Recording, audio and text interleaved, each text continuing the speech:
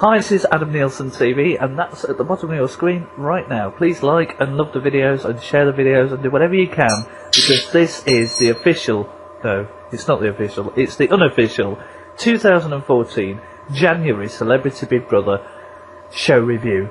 We have just watched show number 4, and I'm here with Trace. Good evening, Mr. Jake, and good evening, everyone else out there. Good evening, Miss Trace. How are you? I'm good, thank you. How's you? I'm very well, thank you very much. Now, at the beginning of tonight's episode, there was a very stern warning about the very adult content, which was right from the beginning of the programme. And I was a bit like, oh my god, what's going to happen? Is it, you know, this must Sex? be, yeah, this must be some kind of sordid programme. I don't know what's happening, but anyway. Now, I wanted to talk about the aliens task. Liz Lee helped with the first experiment. Liz looked scared, didn't she? Yes, Liz did look scared, but then I've come to get used to that because that seems to be her natural expression.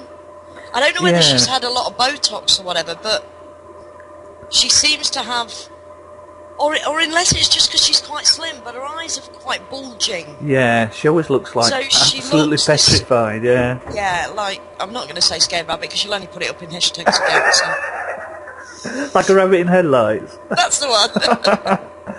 Oh dear. And they were, you know, it was quite funny. What did you think of the whole alien spaceship thing landed in the garden? It was quite cool. I absolutely loved it, and I love that little man. I would want to do what they did. I would want to pick him up too. He's just pocket size, isn't he? I know, so cute. Do you reckon it's one of the Munchkins or something that they? Definitely. Yeah, I think it is probably too. Excellent. Now, what really made me laugh on the whole alien episode was Lionel and his trumpet. Bless his heart for doing that. Because that must have been hard to try and make your own noise. And knowing that the others were laughing at you would make it even harder to try and stay straight-faced. I know. He did ever so well. And who'd have thought you'd have seen Lionel Blair blowing an alien trumpet in the Big Brother garden? I know, you know, it's all out there, isn't it? It really is. Evander loves himself. It was nice to hear him talking, though, I think, because he's quite self-indulgent, you know. He believes, he's so confident, isn't he? He absolutely, you know, oozes confidence. Well, I think so. You might not be the body language expert. Tell me that in a second. But he actually did a bit of talking last night, and it was nice to see him talking about himself and just being himself rather than sort of. Because you can sense that he's constantly aware of the camera and what's happening to him, and I don't think he really understands everything that's going on, and I think he's even more wary now because of the warning that he had about the homophobic comments. So what do you think to Evander? I think he's lovely, but I think what you've got to remember is he's a trained boxer. So when you said he uses confidence, they're trained that way. Right. They get in a ring and they've got to believe in their hearts of hearts they're going to win. They cannot get in the ring and think, oh, well, I might win. So it's a mental training. It's part of their discipline. Any boxer will tell you they've got to have that confidence, that certain, I am the best. Because otherwise you couldn't do the job you're doing. You couldn't get in the ring with any self-doubt at all. So for him, that would be second nature. That's a training thing that's gone on from the gym right through his professional career. So it's second nature for him to step in that, I am who I am and I'm the best, because that's what boxers do. That's their mentality for doing that professional job. What is his body language saying though, Trace? Because he doesn't actually have much body language from what I can see. And also he's quite reserved, isn't he? I don't know that reserved is the word. I think he's more quietly confident. He's proven himself enough in the ring. I don't think he needs to. I think he's at the time in his life where he doesn't feel he has to prove anything and he can just be himself. That makes sense. And I think you're probably right. And he's done everything that he's ever wanted to achieve, do you think? Exactly. Yeah. Exactly right. So he's got that, he uses that quiet confidence. It's not an egotistical confidence. It's a really nice sort of laid back, take me as you find me because this is who I am. And he doesn't need to hide anymore. Yeah. I think we get to a certain time in our life, sort of mid-40s, 50s, I think, I found personally, where people can just be who they are, and they don't have to pretend anymore. Yeah. And it's quite liberating to be at that age and have that insight of life. Yeah, I totally get that, and he's actually a nice guy. The sad thing is that I don't think he's going to get very far. A, because he's American, and B, because he is so quiet. We don't actually see that much of him, apart from him occasionally just sort of sat there taking everything in, which he's very good at, isn't he? He is, but that comes with life experience. That is what I'm talking about. You learn as you get older to people watch. And you learn, see, when you're talking a lot and you're always talking, you're missing a lot. You miss so much of what people are actually saying. So Evander's at that point now where he can just sit back, watch, and he gets a bigger picture than maybe some of the others are. Because when you're interacting, you don't get... It's like being emotionally attached to something until you actually step back and you look at it from an unbalanced, a level sort of playing field. You don't actually see what's happening. And that's what Evander's doing in the house. He's quietly sussing the situation out. Now, while Evander's quietly sussing out the situation, the rest of the celebs are very, apparently, and you tell me otherwise, are very cautious about what they're saying, about what they're doing. Lee in The Garden yesterday was talking about the fact that because they're celebrities, the public listen to everything that they do and say, and that Lee said that celebs aren't allowed an opinion. I think that's very much the case over here in the UK with British celebrities, but I think the American celebrities are very opinionated. They definitely are. And they are allowed an opinion, but the only thing is with an opinion, you're going to get... It's like I was talking to you about before with the debate. You can have a debate, but you've always got to... There's going to be two sides. So there's going to be people that are for the pro of the debate and people that are for the con of the debate. So Lee knows if he makes an opinion in there, yes, probably half the population will side with him, but half will go against him because they'll have their own opinion, because you can't please everybody all the time. So he's trying to play Mr. Nice, not that he's managed, because he's screwed that up royally, shall we say. Going on to that, leading on to that on that subject, looking at the whole Lee and Jasmine and Casey love triangle thing that's going on, I think Lee really fancies Jasmine and not Casey at all, and I think the problem that he's got now is that he actually wanted Jasmine, and he spent so much time making a relationship with Casey that he's perhaps thinking, oh, I might have chosen the wrong girl. I think he made the mistake of thinking Jasmine was out of his league. So he went for what he thought would be second best. And then he realised that she wasn't out of his league. But the thing is, you can't play people. You can't reel people in and throw them out just when you need them. Because he was lonely when he first got in the house and she was prepared to give him cuddles. See, he's played her royally. He really has. There's no excuse for doing what he did. You can't hurt somebody, wheel them in emotionally, use them like that, and then throw them aside. That's out of order. That is morally... She's right. It's morally incorrect. You can't do that to people and think it's going to be all right and you're going to get away with it, because it's not. Life isn't like that. It is such a shame, because she's such a nice girl. I think we've had glamour models before in Celebrity Big Brother, and I've not always taken to them because they're not celebrities in my eyes. And she's not particularly a celebrity, but she's really good at being herself. She's really good at being natural, and she's a really, really nice, down-to-earth kind of girl. Even my sister, who I have to say is very anti-feminine, and if you're watching this, Jackie, I'm really sorry, but you know, she even has feels empathy towards Casey and thinks she's a nice lass. Well, she is. You can't slate her for the job she does to earn her money. The thing is, she keeps her job separate, unlike Katie Price and a few others. Yeah. I don't mean to name drop, but they play their role all the time, and they're always sexing it up and giving a certain view to the public of what a glamour girl is. Uh-huh. Well, there is another side to glamour girls. Some are like Casey, where it's a job, but they're not. They don't have to be highly sexed, I guess is what I'm trying to say, to be in that industry. It's a job, it earns you money, but at the end of the day, you still are who you are. And she is, you're right, she's a very loyal girl. She's very open as well. I mean, she was very open with Lee, and she even gave him the chance. A few times she sort of said to him, you know, what do you want from me? And that's all she was trying to understand. And he kept reassuring her that he did want a relationship. Yeah. I mean, I saw it. Yeah. And then to say, oh, well, I didn't lead you on at all. Sorry, that's... That was a strong word. Yeah, no. Well, it is. Yeah. And I do feel strongly about it, because I don't like seeing people being trashed emotionally. Yeah. I don't like to see people used like that, just reeled in and thrown out when something better comes along. That's cruel. That's exactly what he's done, and it's such a shame. Now, talking about relationships in the house, there was a bit of friction between Linda and Jim on tonight's show. You know, Linda basically saying to Jim that they need to sort of keep away from each other.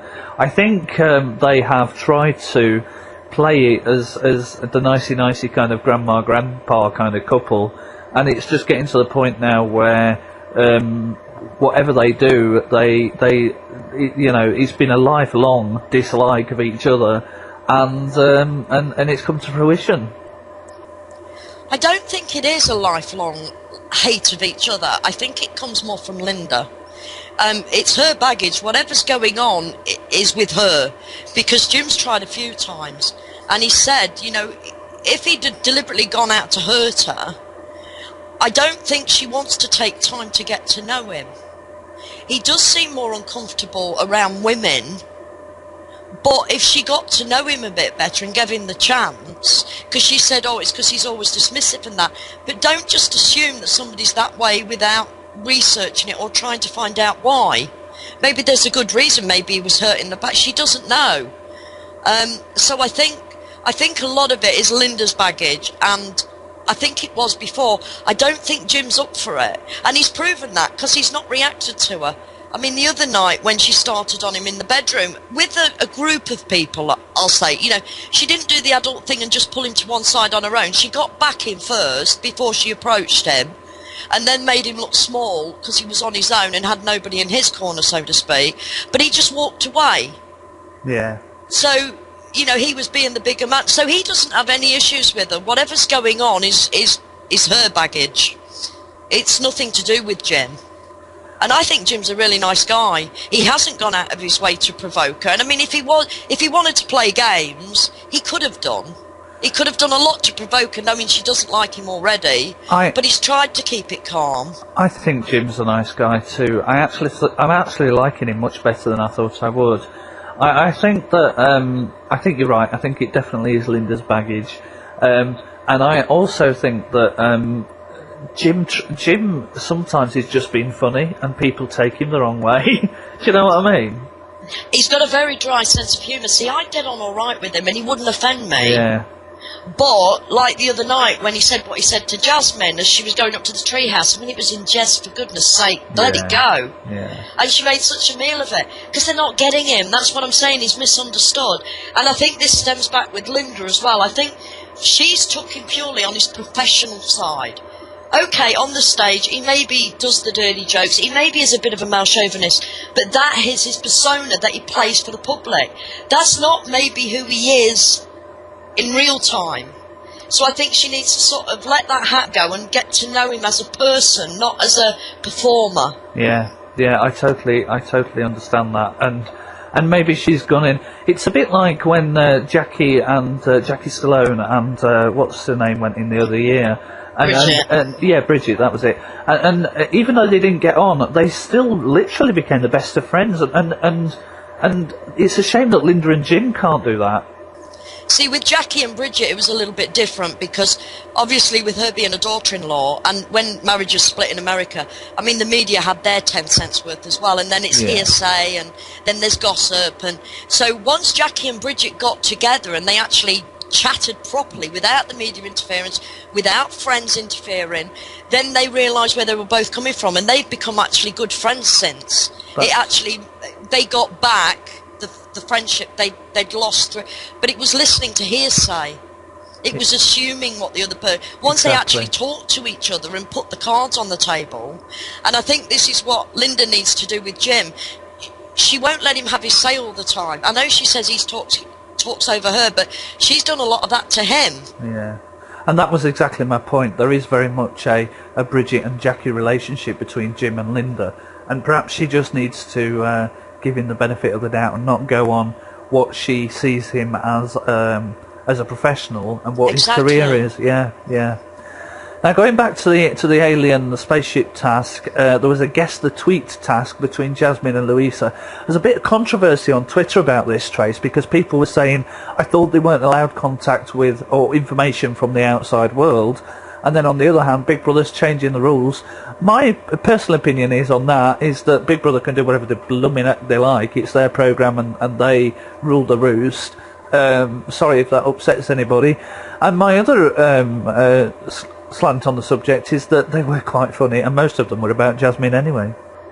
Well, exactly, but this isn't the first time.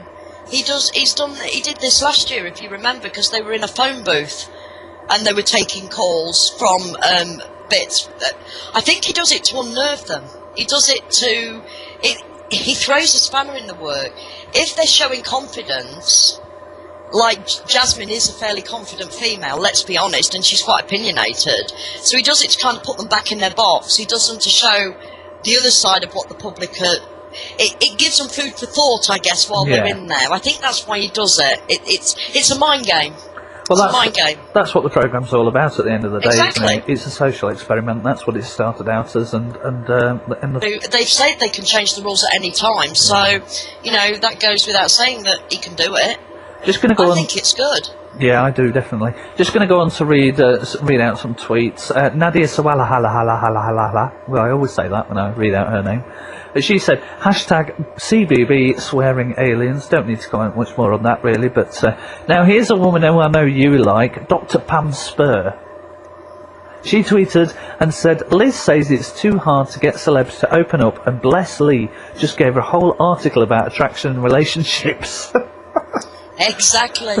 Lee is quite, in some respects, do you know what I mean? He's played to that. Most 20, 25-year-olds are like that. They're undecisive.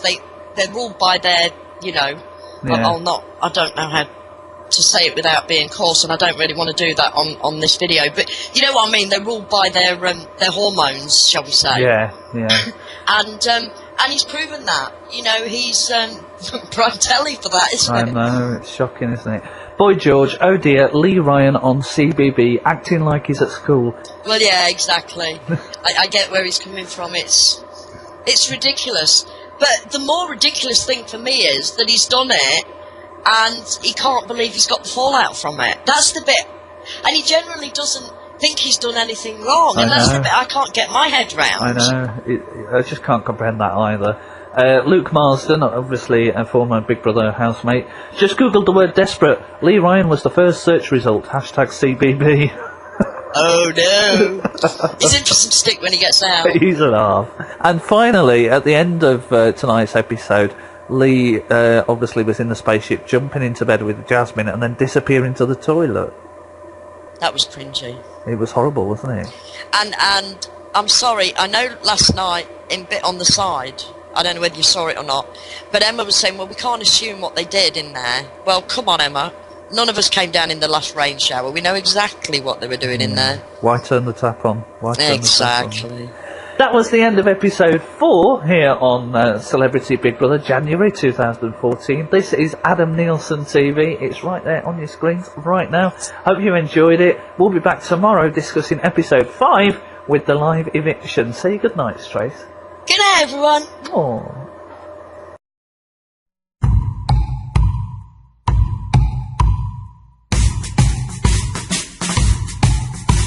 Adam Nielsen on YouTube video all day.